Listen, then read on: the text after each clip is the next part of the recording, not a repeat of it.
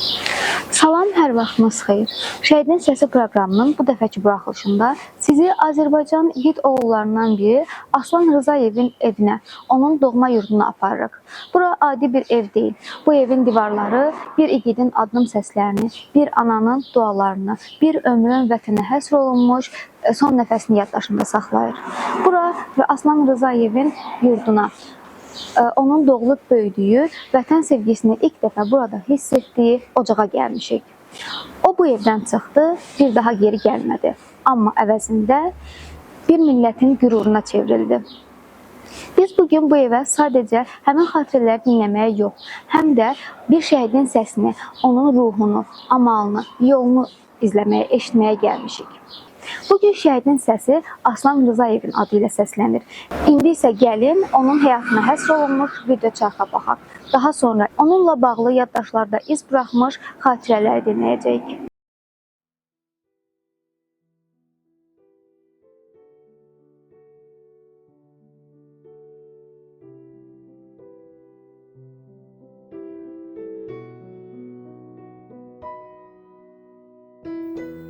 Aslan Süleymanoğlu Rızayev 21 yanvar 1995-ci ildə Bakı şəhərində anadan olub.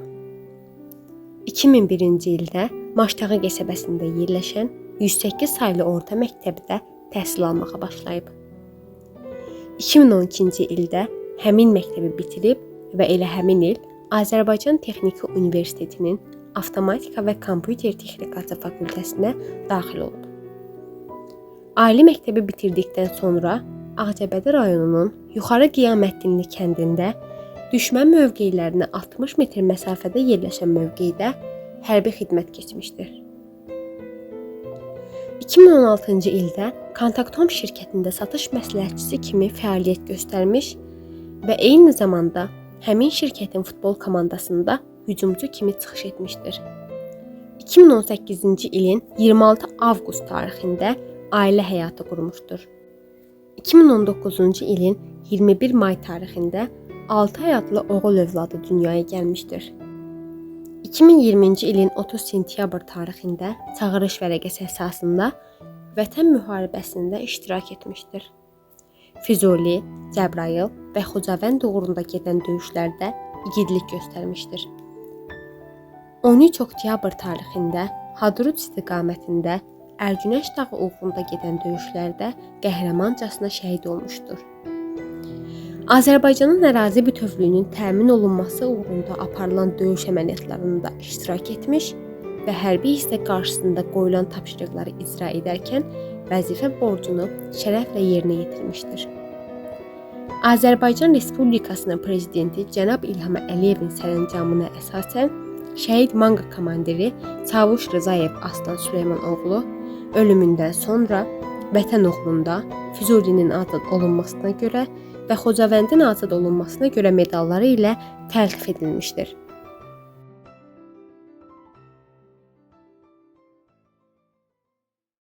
Aslan müharibəyə könüllü getmişdi. Vətən müharibəsi başlayanda onun bu mübarizəyə hazırlığı necə idi? Aslan müharibəyə çağırışla getmişdi. 44 günlük müharibəyə. Özdə getməmişdən hələ bir neçə vaxt əvvəl evdə danışırmış ki, öz ailəsinin yanında, yəni yoldaşının yanında danışırmış ki, mən bir dənə iş görəcəyəm. Hamısı mənimlə fəxr edəcəksiniz. Bu söhbətlər Aslan şəhid olandan sonra aşkara çıxdı. Mənim xəbərim yox idi. O da deyir ki, mən başa düşmürüm, nə deyir bu? Nə iş görəcək ki, biz fəxr edəcəyik? Aslan hazır idi. Bilirdi ki, müharibə olacaq. Özü də ön cəbhədə əskəri çəkmişdi. Bilirdi ki, mütləq çağıracaq onu. Hazır idi. Döyüşdə olduğu müddətcə sizinlə əlaqə saxlayırdımı? Onun hansı sözləri sizin yaddaşınızda həkk olunub? Aslan hərbi komissarlıqdan çıxandan mənimlə əlaqə saxlayırdı hər gün. Birinci gün idi artıq döyüşə gedirdilər. Artıq Füzulidə idilər. Zəng vurmuşdu, soruşdum ondan ki, Aslan, hardasınız? Dedi, Füzulidəyik.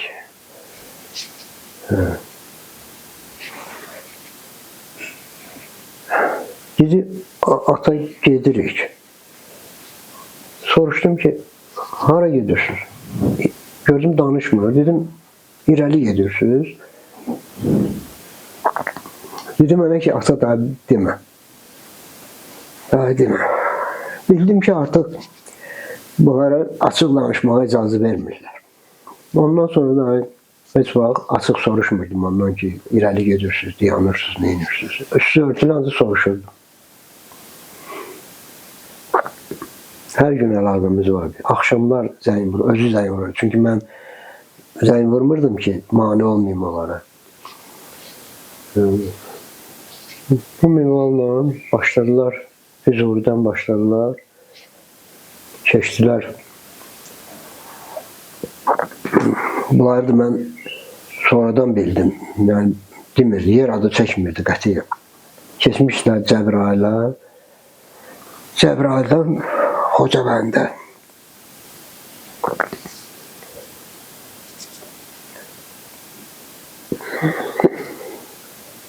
Son döyüş yerləri Hadrutda oldu.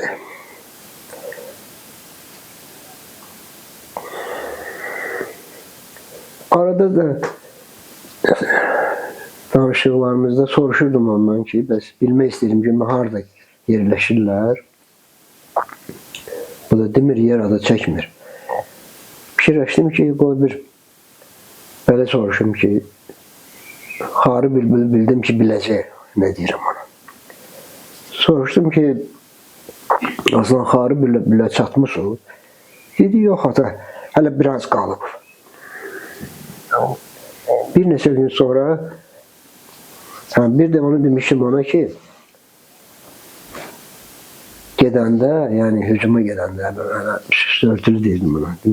Gedəndə zəng vur, biz dualarımızı artıraq. Deməli, sonuncu danışığı idi mənimlə. Zəng vurdu ki, ata gedirik. Dedim, hara gedirsiniz? Dedi ki, Allah təmizləməyə, yəni düşməni təmizləməyə gedirik. Yeri müəyyən etmək istədim. Dedim, buna haradasınız? Dedi, ortadayıq. Elə bildim ki, artıq Şuşanın ortasındadılar. Dedim ona ki, Xarı bülbülün ortasındasınız. Dedi, yox, qarşısındayıq. Sən demə, artıq Hadrutda hücum eləyəcəklər. Özü dedi ki, ata, bəs nigaran qalmayın. Buradan set tutmur. Zəng vura bilməyəcəm dayı. Ola bilsin zəng vura bilməyim. Nigaran qalmayın. Mən yaxşı. Elə də oldu. 2 gün zəng vurmadı. 3-cü gün xəbəri gəldi. Zəng vurmuşlar, icra nümayəndəliyinə xəbər eləmişdilər ki, bəs Aslan şəhid olub. Onlar da bizə xəbər verdilər. Sizcə şəhid atası olmaq çətindir, yoxsa şəhid övladı olmaq? Şəhid atası olmaq daha çətindir. Şəhid övladı, o şəhid olanda o heç bilmirdi ki, atası şəhid oldu. 1 yaş 4 aylıq idi.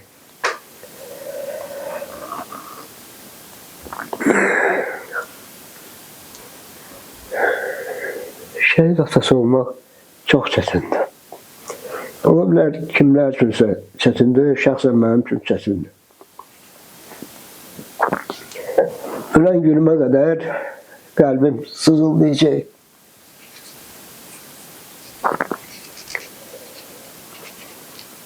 Bəzi dostlar mənə deyirdi ki, möhkəm ol yenə.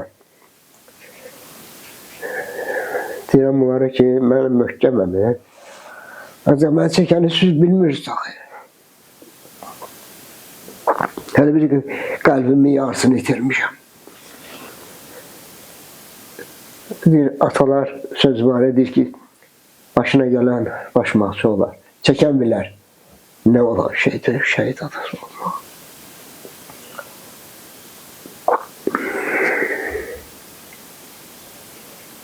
Hamı deyir ki, fərəhlidir.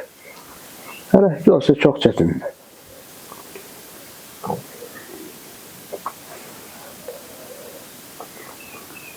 Evladı böyüdürsən. Bir var ki, nəsə bir naqis evlad olsun, ya əməli düz olmasın. Onda o qədər çətin olmur. Ancaq ki, evlad ağıllı olanlar valideynə qulaq asanda o cür evladı itirmək çox çətin olur.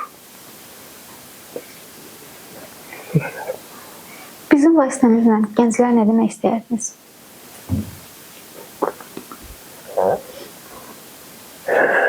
Birincisi, ağıllı olsunlar, elm öyrənsinlər, savad alsınlar, mərd olsunlar. Ürəklərində vətən sevgisi, millət sevgisi olsun. Əsas budur. İnsan düz yolu seçsə, mərd olsa, hər işi yaxşı gedər. Bizə Aslan Rzayevin uşaqlıq və gənclik illəri barədə məlumat verərdiniz, zəhmət olmasa. Aslan uşaq vaxtı təcəl uşaq idi. Vaxtından tez gəzmişdi, bir yaşı olmamış gəzirdi. Vaxtından tez iməklədi, 5 aylıq idi hələ, iməkləyirdi. Çox zirək uşaq idi. Yazmağı, oxumağı xoşu gələrdi. Həyətdə əmsi oğlu məktəbə gedəndə ondan böyük idi. Deyirdi, mən də oxumaq istəyirəm, mən də o kimi məktəbə getmək istəyirəm. Dəftər, qələm aldıq onun üçün. O dərsdən gələndə gedib baxırdı ki, görsün nə yazıb, nə oxuyub. Gəlib burada, o da yazırdı onları.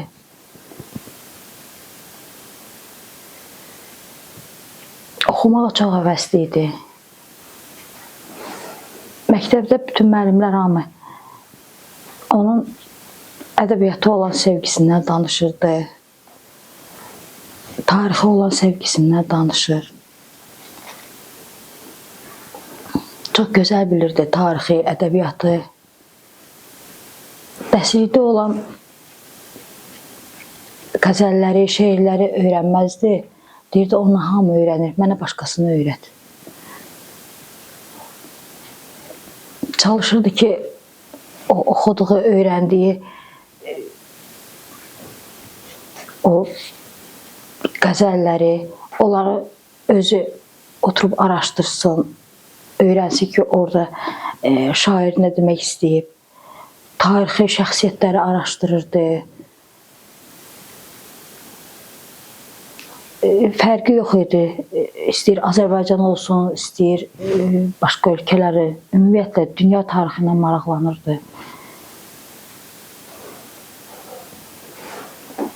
Öz üzərində işləyən uşaq idi. Dünya görüşü çox idi. Hər bir şeylə maraqlanırdı.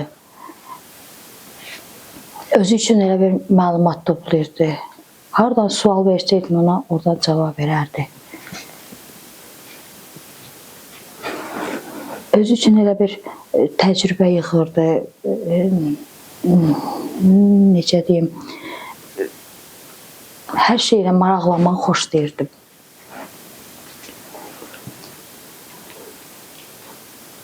Onun xarakterində sizi ən çox təsirləndirən xüsusiyyət hansı idi? Çox etibarlı uşaq idi. Etibarsız çıxdı. Biz qoydu getdi. Dürüst idi. Yalanı yox idi. Yalan danışmazdı heç vaxt. Ədalətli idi. Heç vaxt razı olmazdı ki, kimisə haqqını tapdalasınlar. Həyata bağlı bir uşaq idi. evinə, ailəsinə etibarlı idi.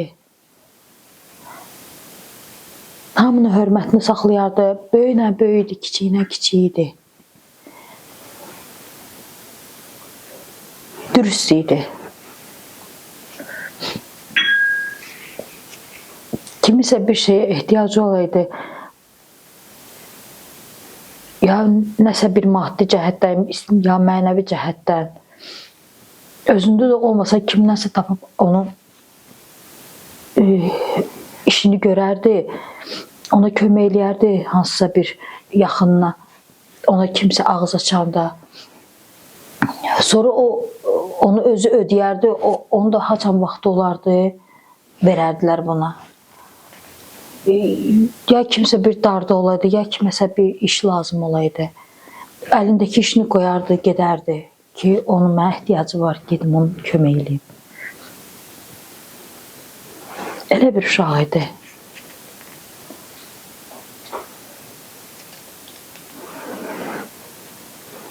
Həyat dolu bir uşaq idi.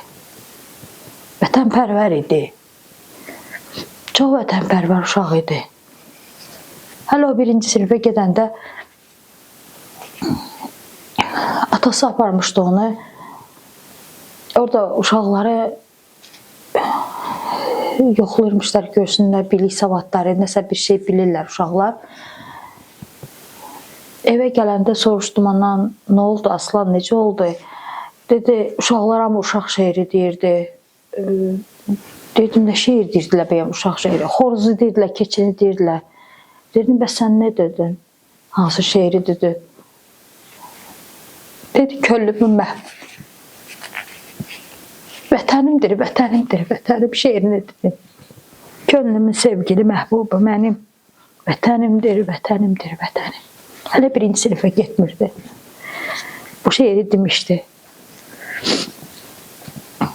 2-ci sinifdə oxuyurdu.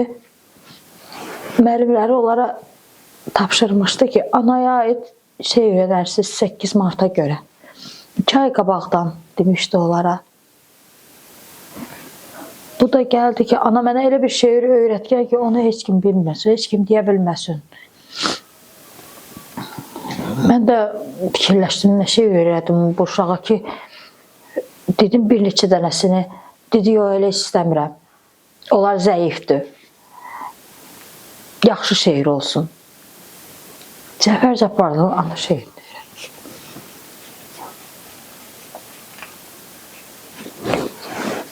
Elə gözəl deyirdi o şeiri ki, indi hərdən hansısa bir tədbirdə o şeiri deyəndə deyirdim, Aslan 2-ci sinifdə oxuyanda səndən yaxşı deyirdi şeiri. Nöqtəsinə, vergülünə, nidasına, sualına elə bir diqqətlə yanaşırdı ki, o şeiri elə gözəl demişdi ki, o çətin şeirdir, uzun şeirdir, ağırdı. Amma ki, elə gözəl demişdi o şeiri ki, özü də sevinirdi ki, mən o şeiri necə gözəl demişəm. Bugün siz Aslanın övladına nələr danışırsınız? Onun öz atasını necə tanımasını istəyirsiniz? 6 ay tez-tez atasını soruşur. Qabaq ağlı kəsmirdi. İndi amma soruşur. Atam hardadır? Biz onu ziyarətinə aparanda deyirik, ata burada yatıb. Amma indi deyir ki, ata nə qədər yatacaq burada? Niçin evə gəlmir? Hamının atası gəlir. Mənim atam niçin gəlmir? Niçin mənim atamın şəkillərini hər yerə vurublar? Çox şeylə maraqlanır. Ağlı indi kəsir. 6 yaşı var. 6 yaşın içindədir. Məktəbə gedəcək inşallah.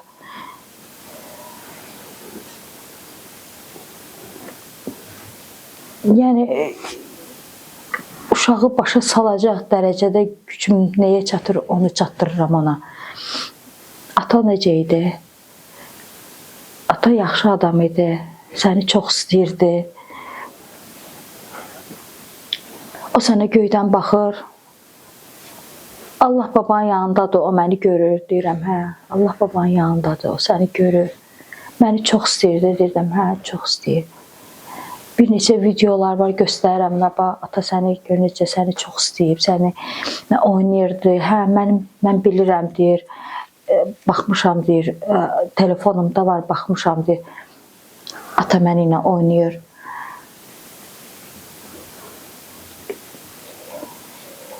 Uşaqdır deyə çox üstünə gedə bilmirik. Çünki o körpə idi, evə çox adam gəlirdi.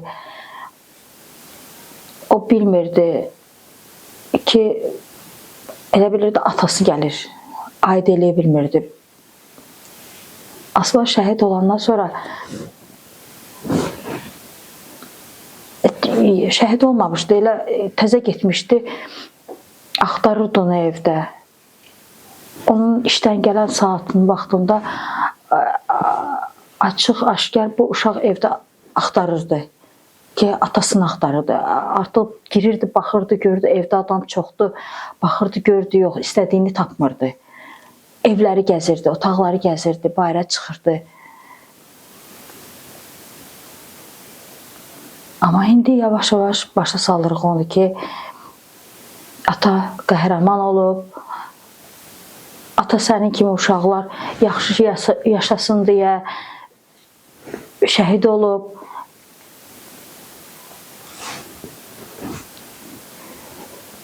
Çox dərinində getmirik ki, körpədir, qəlbi yaralanmasın. Onsuz da o hiss eləyir, o ağırlığı, o yoxluğu hiss eləyir, bilir ki, ata yoxdur.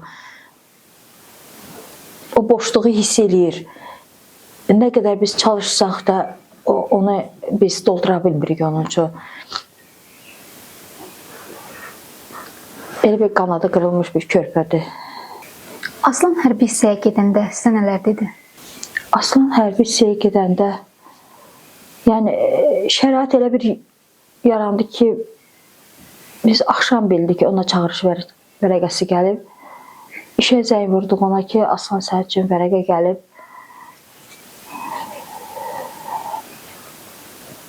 Axşam gəldi işdən, o dedi ki, ola bilməz. Məni hamıdır, zəng vururlar, məni çağırış vərəqəsində işə. O telefonunda axtardı ki, Nazirliyin səhifəsini falan axtardı ki, görsün buna nə üçün çağırış vərəqəsi gəlib. Biz sonra bizə məlum oldu ki, bu nəsə görünür bu qeydiyyatdan keçib, ya necə nəsə belə şeyləri sonra biz fikirləşdik. Ki bu yəni birbaşa vərəqə gözləmirdi də, bu zəng gözləyirdi ki, buna zəng eləsinlər, bu gedəcək.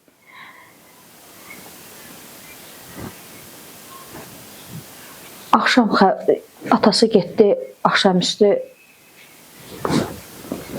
kənd совetindən vərəqəni götürdü, işdən gəldi, axşam elə ailəsi ilə oldu. Biz də gəldi yanımıza, oturduq, danışa bilmədik. Elə bir qorxuduq bir-birinin gözünün içinə baxmağa. Çəkinirdik, nə bilim, ehtiyat edirdik. Bir-birinin üzünə baxmağa belə cürət eləmirdik. Səhər evdən çıxanda mən aşağıda idim, ayağının səsinə çıxdım. İşə gedəndə o ətri vururdu. Həmin ətrini gələndə bilirdim ki, Aslan çıxıb işə gedir. Həmin ətri gəldi, amma ayağım gəlmədi, çıxım. Çıxdım, pilləkənlərdən düşəndə ana sağ olun, mən getdim. Özünüzdən müğayət olun. Tələsik düşdü.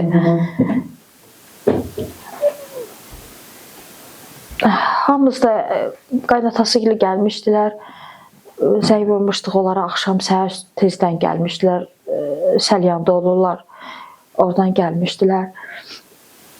Nənəsi, babası həyətdə idi yalnız. Küçə qapısına daldan çatdım ona. Dedim, Aslan, dayan, hara gedirsən? Qucaqladım, öpdüm, bağrıma bastım. Qoxusu mənə başqa gəldi. Elə bir həmin ətri idi, amma ətri elə bir başqa gəldi mənə. Yola saldıq onu. Elə küçədə atası ilə, qaynatası ilə getdilər.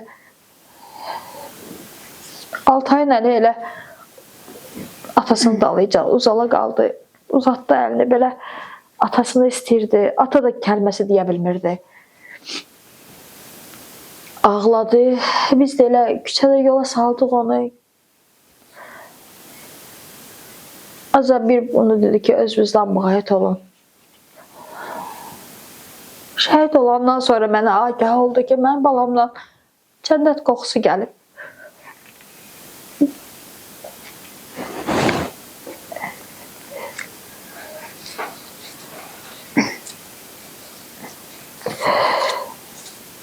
Aslanın adına hansı xatirələr yaşadılır?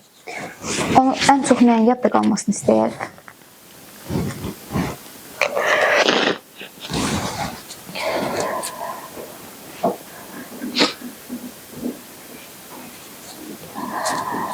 Aslanın adını evladı yaşadar. Onu Altayın üzündə görürəm. Eyni aslandır. Hərəkətləri, özü, onun kimi zirəkliyi,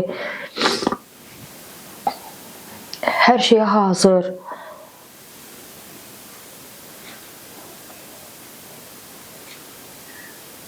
Atası kimi dürüst. Bir şey eləsən alacaq boynuna ki, bu şeyi mən eləmişəm. Ya bir söz düşsün, deyəcək ki, hə, mən dedim. Altayda görürəm onu. Elə bir evdə ikinci aslan böyüdürəm. Yol yerişi, baxışı eyni özüdür.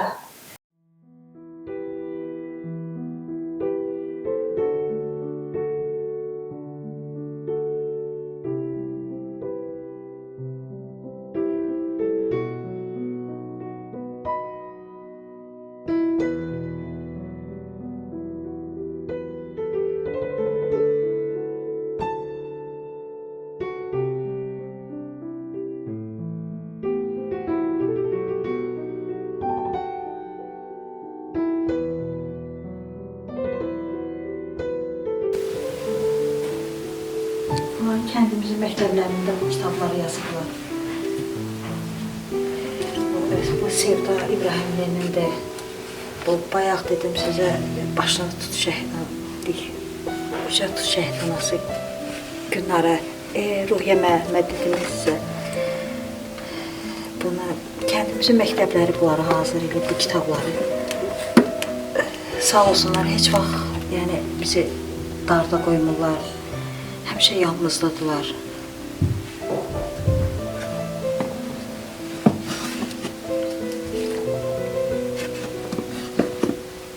Bu fəxri diplomları onlar tərtib edirlər bizə. Burada bu kitabın o qədər xoşum gəldi ki, çünki bizə suallar əsasında yazdılar, sual verdilər bizə. Bütün şəhid analarımızda var bu kitab. Hələ bir ki, ürəyimizdən olan sual versiniz, cavab veririk. O daha rahat olur bizə danışmaq, deməyə. Yazıblar, suallarımıza cavab yazıblar.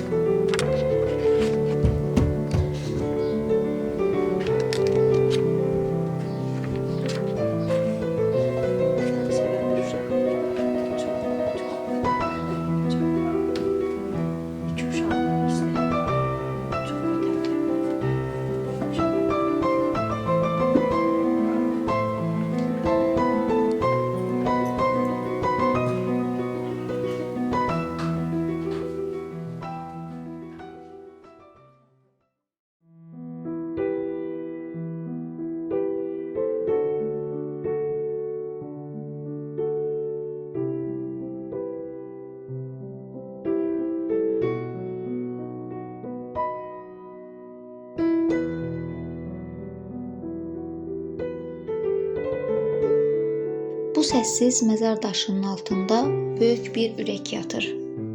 Vətən deyə çırpınan, torpaq uğrunda döyünən, canını heç düşünmədən sipər edən bir igidin, şəhid Aslan Rzayevin ürəyi. Biz bugün onun uyuduğu bu torpağın üzərində dayanmışıq. Hər addımda, hər daşda onun izləri var.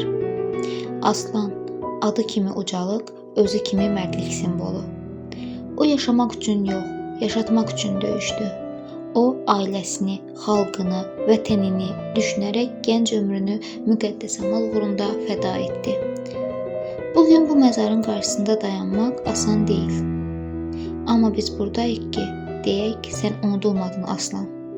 Adın yaddaşımızda, izlərin ürəyimizdə, ruhun isə bu torpağın hər qarışındadır. Sən sustun, amma sənin səsin, şəhidin səsi bu torpaqda əbədi səslənəcək. Ruhun şad olsun, igid vətən oğlu.